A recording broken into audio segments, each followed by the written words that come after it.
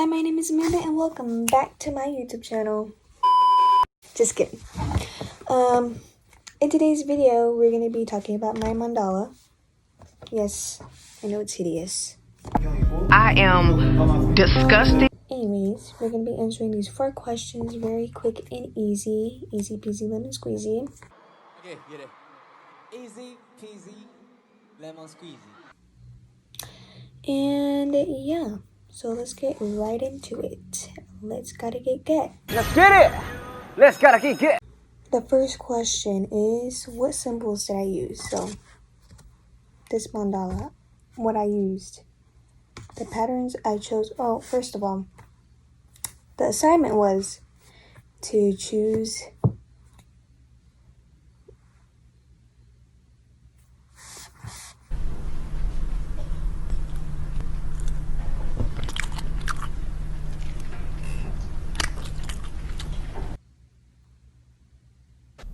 I don't have to think. the assignment was to create a mandala using patterns from your culture. And since I have 2 parents, yes, 2 parents. Wow, that's really funny. I had to choose between one because they're not both from the same place. My dad is Mexican and my mom is El Salvadorian. So I chose my dad's culture, which is Mexican, because I know more about my Mexican culture than my El Salvadorian culture. It does not mean that I like my Mexican side more. I like both of them. They're equals. So, I just know more about my Mexican side because I just do. So, I chose my Mexican side, so I chose Mexican patterns for my mandala. And most of the patterns have to do with an Aztec calendar, as you can see in the calendar I'm showing you right now. There's patterns because it's a calendar, so in the middle it's like the months and then the outside is the days. And I incorporated some of those patterns into my mandala. And the center part of my mandala is just triangles because when I looked up Mexican patterns, that's basically all I got. And because I do have some Mexican pieces in my house that have a lot of triangles in them. So I put a bunch of triangles into my artwork.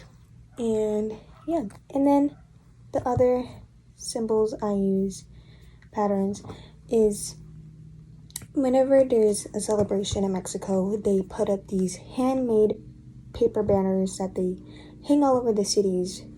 If you go to Mexico during a holiday, you will see them all over the place. And they all have like little cutouts that I love. And so when I did my research, I had that idea to do for the outside so it looked like a banner. And that's why my mandala has that design in the outs. So it's not just a simple circle. Next question. Do the colors have symbolism? Yes, the colors I chose, which is red and green, it kind of looks pink, but that's just because it's light, but it's red. The Mexican flag. You see green, white, and red. I chose green and red because of the flag, but I didn't choose white because I thought it was going to clash, and it was going to be pretty hard to mix white with 2 other colors since it was just going to mix. So I chose my third color to be brown because since most of my patterns have to do with the Aztec calendar, and the Aztec calendar is made out of stone, I chose the color brown. So, yeah, when I did my sketch, did it in brown pencil, and then when I sketched it onto the canvas, I did the watercolor on top of it, and then since I could still see the brown color pencil, I traced over it with a brown marker so that it was darker. And yeah. Third question. What did I learn about my background? I learned nothing. I understand nothing. That's what Michael G. Scott said. I understand nothing. I already knew everything about my background, so I didn't learn anything. If I did my Salvadorian side, I would have learned something, but I chose to go the easy route. Fourth question. What did I learn about the importance / connection between the research prior to starting the project? So, in the beginning of the project, Mr. Steele made us do research, which was kind of easy because all I had to search up was Mexican patterns. And I already knew I was going to go with acid calendar, but during my research, I came across the paper banners, and that made me have the idea to do the outside of my mandala have that pattern. So research in the beginning of the project was really helpful because it helps you look at images so you can already have sort of an idea what to do once you start sketching, and when you start sketching you already know what you're going to do. So it helps you in the thought process of your project. So yeah, that's it. Yeah. And before this video ends, I just want to put this little message from Chainlix, which is my favorite duo from another, not BTS related, even though I already put some BTS memes in my video.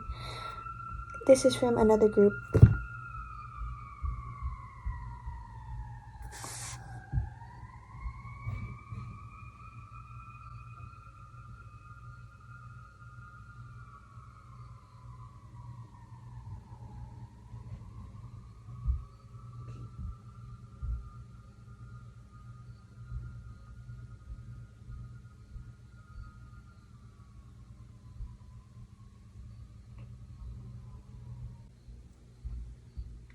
Anyways, this message is brought to you by Stray Kids, which is not BTS. It's another K-pop group that I like and I stan.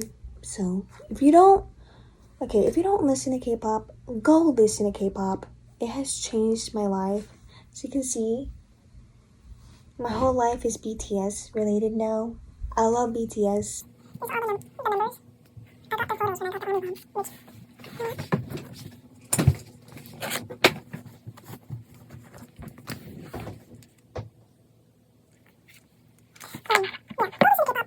Go listen to K-pop. Go listen to Stray Kids. Go listen to BTS. Go listen to TXT, Blackpink, Twice. All these K-pop artists. They're good. Even though you probably won't understand what they're saying, but you don't have to understand the language in order to enjoy music. So, that's that. So the message is from Chainlix. Chainlix and DMX from the group from the group Stray Kids. And yeah. This is for you, Mr. Steele. Mate, stop procrastinating. Mate, stop procrastinating. Mate, Stop procrastinating.